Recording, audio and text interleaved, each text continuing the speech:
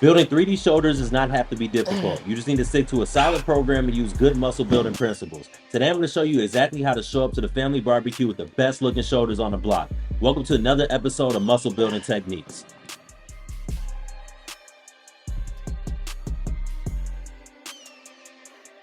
What is up, guys? Welcome back to Lift-a-Holics TV. Today I'm going to be breaking down exactly what you need to turn those shoulders into boulders. I'm going to be breaking down each section of the shoulder and let you know which exercises I personally use to help me get bigger, better, and stronger shoulders. So of course, the most neglected part of the shoulder is the rear delt muscle. So that's where we're going to start off today. The first thing that most people do when they're working their shoulders, they want to head straight to the dumbbell section. But for me personally, whether I'm starting with the front delt, the mid delt, or the rear delt, I always start on the cable machine.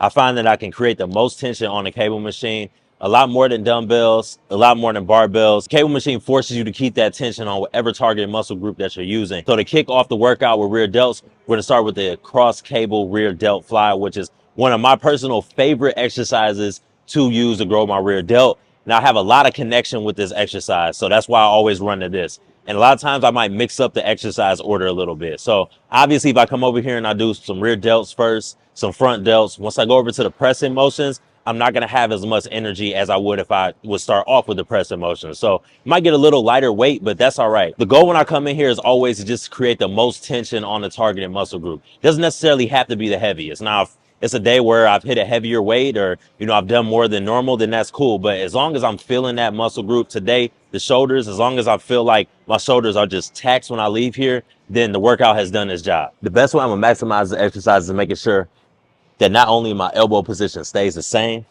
but also that I'm using a good tempo. The rear delt is a really small muscle on your shoulders. So if I'm trying to swing this back and forth, pumping it, I'm really gonna miss it. So I gotta make sure I really stay in there and I'm squeezing at the right points. Right when I get out to the back of the movement right there, then I'm using a good tempo coming inward.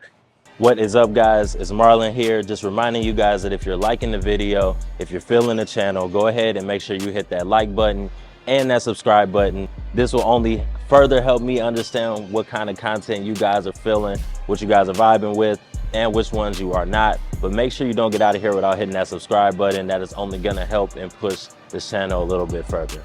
Back to the video. Your rear delts are one of those exercises where you really don't need a lot of weight on it. You just really need to focus on that squeezing and contracting of that back portion of your shoulder. So if you're over here and you're trying to see how heavy you can go on rear delts, you're probably missing the mark. I really just need to make sure I'm getting a good amount of tension on that rear delt muscle, really like getting inside that rear delt, just trying to work the weight using that rear delt back and forth. That's the importance of going slow and going controlled. So I'm gonna go 4 hard sets here, about 15 reps.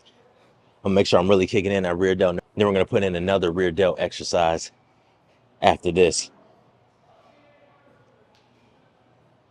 And there's a couple ways that you can do this next exercise. You can either get into a nice RDL-like stance, kind of like you're holding that position at the bottom, and then you can fly the weight up. That's the way we're gonna do it today. But if you're someone that finds difficulty with that position, or you have lower pain, a lot of pressure in your lower back when you're in that position, you can always pull up one of the benches, put it on an angle, and then put your chest right on top of the bench and pull up right there. It's going to give you the same effect that we're going to get using it standing up. It's going to help you not feel that back pain where you're doing this exercise, but still effectively hit your rear delts.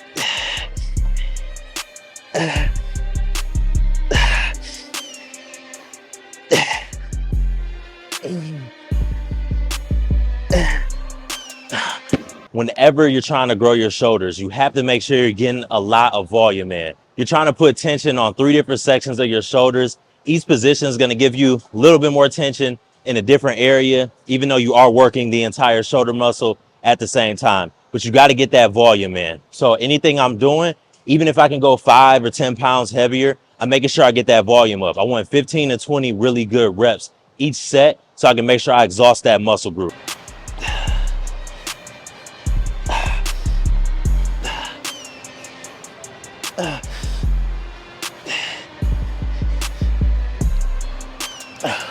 Now that we worked those rear delts and we got those activated, we feel them a little bit. Now we're gonna go on to the other portion of the shoulder that's gonna make your shoulders look wider, broader, and overall bigger, and that's the mid delt. So for me, I always like to use the cable machines. Again, it just creates the most tension for me when I'm doing shoulders. So whenever I do my side raises, I like to do them on a cable machine so I can focus just on one shoulder at a time And then also I like to go behind the back instead of just stopping it right on the side. Feel like I get a little bit extra stretch when I kind of reach behind my back and go all the way up. But I'm using those same principles I did with the rear delt. I got to make sure that I'm squeezing at the top, getting a good 3-second count down when I'm lowering, or I'm really just missing the mark on all of these exercises. This little piece of the movement right there going all the way back, I feel like that just gives me a little bit further stretch when I go back there, opposed to stopping right here on the side and just pulling it out there. I can really just stretch it all the way far back and pull it back up.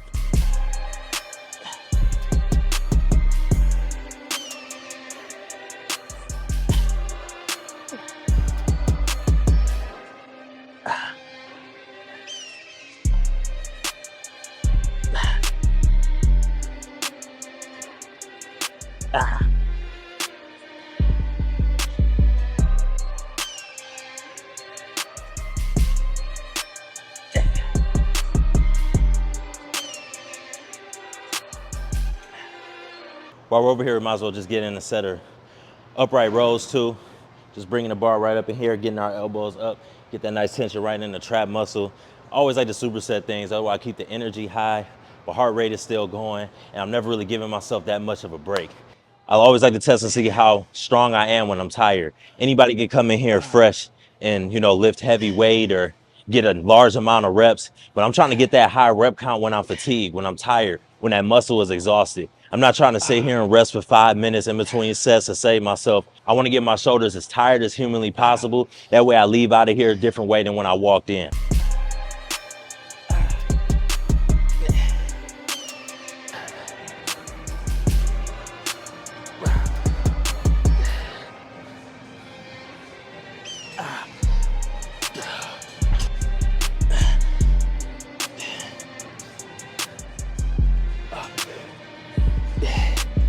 Now, just because we're feeling it a little, don't mean we start slacking on moving up. So, especially for these exercises like the upright row, when we go over to the presses, if I feel like I can get around that 15-20 rep mark using a little bit heavier weight, I'm gonna go up. But that means I'm not compromising my tempo and I'm not compromising my range of motion. All the cues stay the same. Squeezing at the top, so to the bottom. I'm just challenging myself just a little bit more.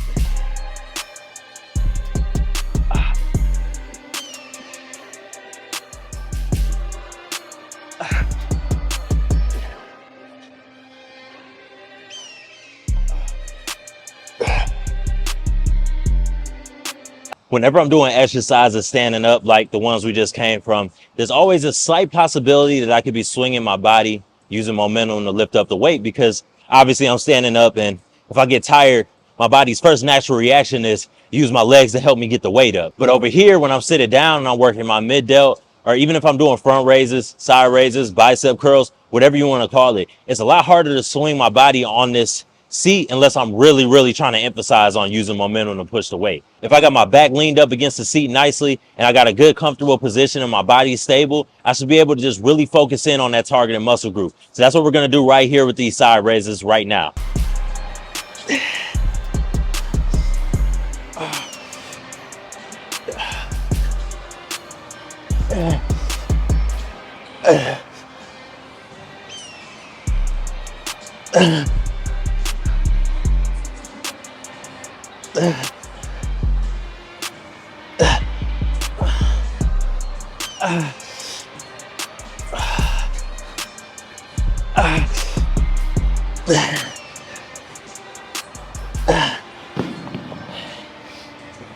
I haven't done yet during this workout that I want to incorporate, that I have been incorporating, is the partial rep. So once I get exhausted once I'm exhausted and my shoulders are tired from doing the side raise and I can't get to that full rep position, that full range of motion at the top position any longer, I'm going to just go ahead and rep out a couple using a partial rep. Now, I'm not just swinging the weight up there, throwing the weight up there. I'm still trying to pause right at that partial rep position, and then I'm going slowly low.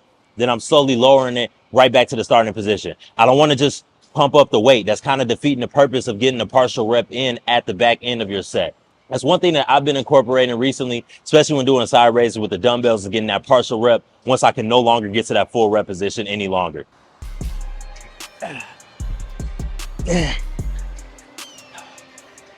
Getting to that sticky point. About to go partials. Squeezing halfway, and then going down.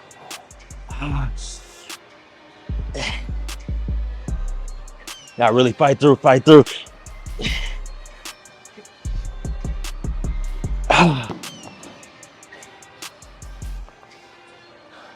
Cooked. So we touched on the rear delt. We've touched on the middle portion of your delt. Now we're not gonna neglect that front delt either. So as soon as we do these front delt exercises, you're really gonna feel that fire, that sensation in your entire shoulder. Now this is also gonna pre-exhaust those front delts with the pressing motions, which we're not gonna neglect either. That's just a good way to put a heavier load on your shoulder and make sure you're really maximizing your shoulder day. So first off, we're gonna start off with the dumbbells, and then obviously we're gonna go back to the cables because I feel like I can create the most tension there. It's really important when we move on to the dumbbell section and we're doing standing exercises, just like we talked about with the side raise. I'm not throwing the weight up like this when I get tired.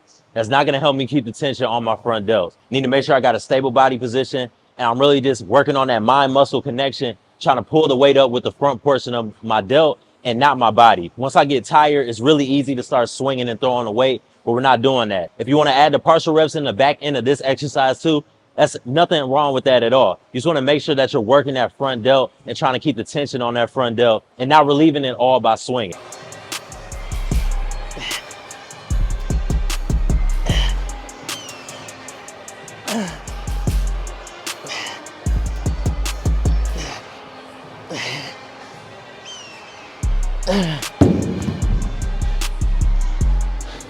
When you're doing shoulders, you got to make sure you add in a couple sets to failure. That's why we're doing the full rep, the partial rep, or just going until you just completely can't get it anymore. You really want to shock your shoulder muscles. So on these last couple sets with the front raise, I want to make sure I don't leave anything in the tank before we go on to the cables.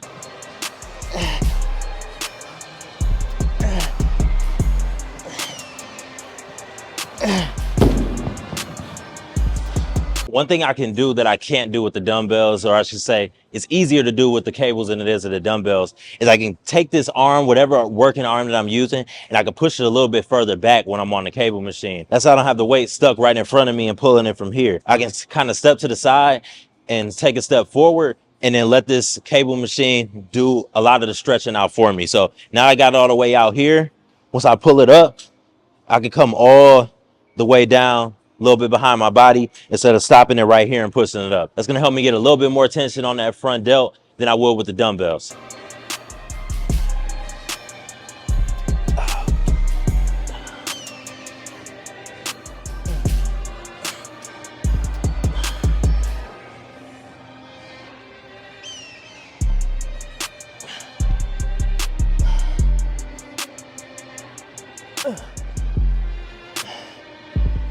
This part of the workout, you should be able to look in the mirror. You should see a nice little shoulder pump. If you're looking in there, should be pretty good.